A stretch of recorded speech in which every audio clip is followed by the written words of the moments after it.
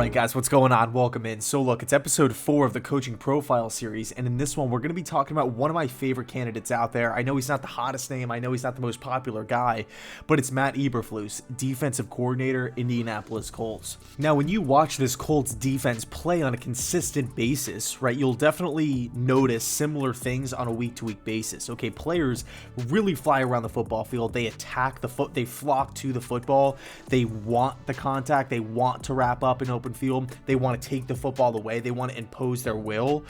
These are all qualities that I really like just as a fan of the sport. I've never really been of the mindset of, you know, of a defensive mindset that's kind of, okay, let's see what we can do, let's see what we can do to neutralize this team. I prefer to have the philosophy of, okay, we are the staple of this team, we're gonna go dominate you. So I feel like when I watch Indianapolis play on the defensive side of the football, that's the type of intensity, that's the type of hustle that this team plays with, and that really stands out to me personally.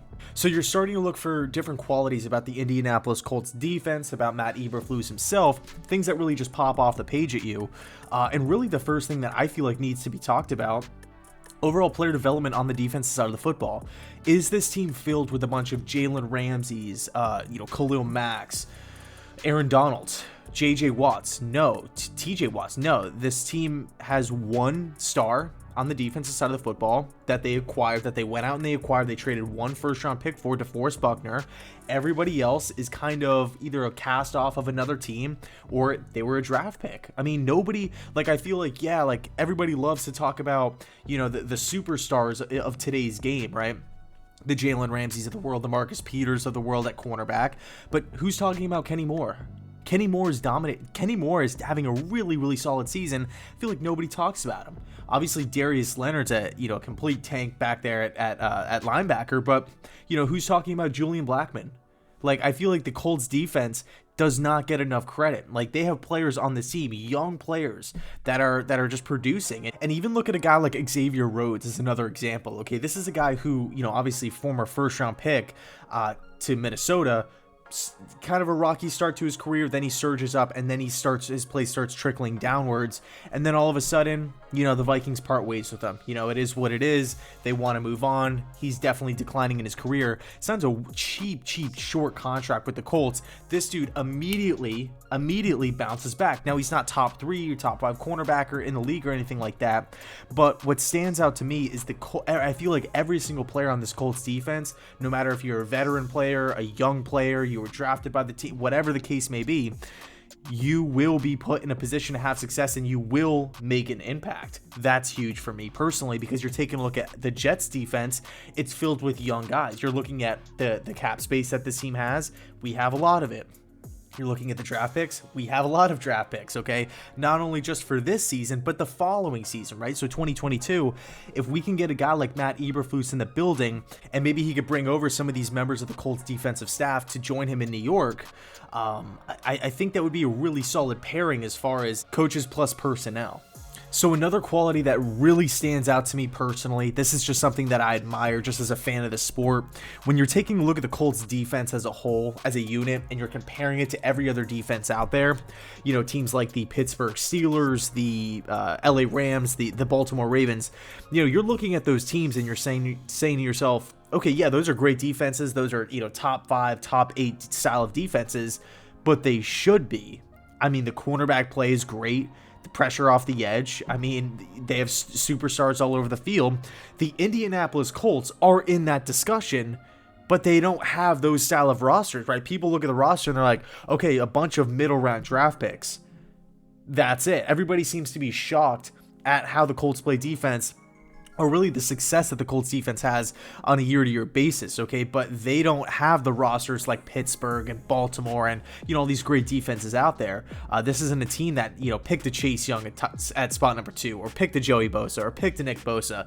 Nothing crazy like that, okay? I feel like this team really mastered, and yes, you have to credit Ballard as well, the GM, one of my favorite GMs in the league. You have to credit this team at really identifying what they want, right? They look for traits, and then they find players with those traits, and then really just it's an easy transition from that point on. So man, I'm a huge fan of how the Colts do things, and yes, I actually do have a couple of concerns with Matt Eberflus. Just a couple of red flags, like I do with all of these coaching candidates. I mean, really, when you think about it, there's no such thing as a perfect coaching candidate, a guy who's like 1,000% clean.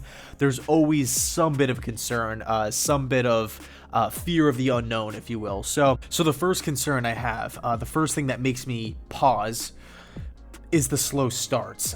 Really, over these last couple of, like, late November, December, the slow starts. It almost looks like the team was alerted on Saturday. The defense was alerted on Saturday. Hey, you guys have to play a game tomorrow, or they're running late for the game and they just have to get guys out on the field.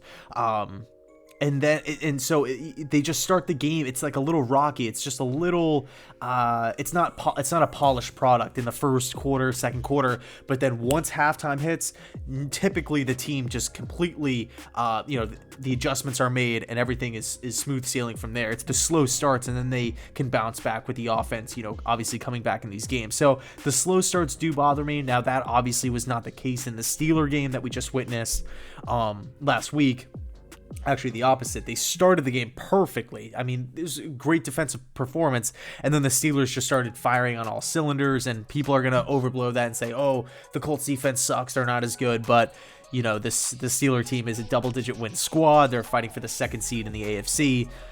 We have to look at everything as unbiasedly as possible and as objectively as possible. So that is somewhat of a concern. I feel like with the Colts defense, like I really want to see a consistent, great game for all 4 quarters, week to week to week to week to week. I don't like this. Sometimes we're good, sometimes we're bad. Let's wait till halftime, make the adjustments. I'm happy that the adjustments are made. Like, that's something Gase cannot do. Todd Bowles cannot do. They just simply could not adjust. They had no clue what's going on. There was no plan B, no insurance policy whatsoever. So I do like how Matt Eberflus can flip the switch, can say, okay, this is what they're doing. Let's combat that with this, and then it works. But overall, still a concern nonetheless. Moving on, and we're going to hear this concern with all of these defensive coordinators, okay? Can he develop a young quarterback? Again, whether it's Zach Wilson at 2, whether it's Justin Fields, whether it's Sam Darnold or Trey Lance, we need to get a guy in the building who can look at the quarterback position and develop him, let that position grow, flourish, just like he does with his defensive players currently. I feel like the Jets it's been so long, the fan base has been starved of good quarterback play for years. Okay? I feel like if we just have average quarterback play at the least, this team would be a formidable bunch. Like, if our guy can, if our quarterback can play like a, top 16, top 15 quarterback in the league, I feel like we would win a fair share of games, like 7 wins like that.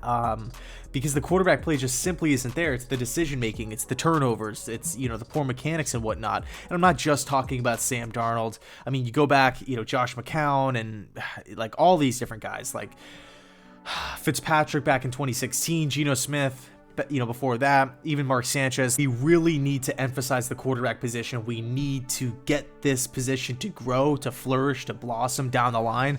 And this year specifically has to be the year. It has to be the year that we turn around, we flip the switch on offense, and we start putting up some points, because the defense, quite frankly, is not the reason why we're losing these games.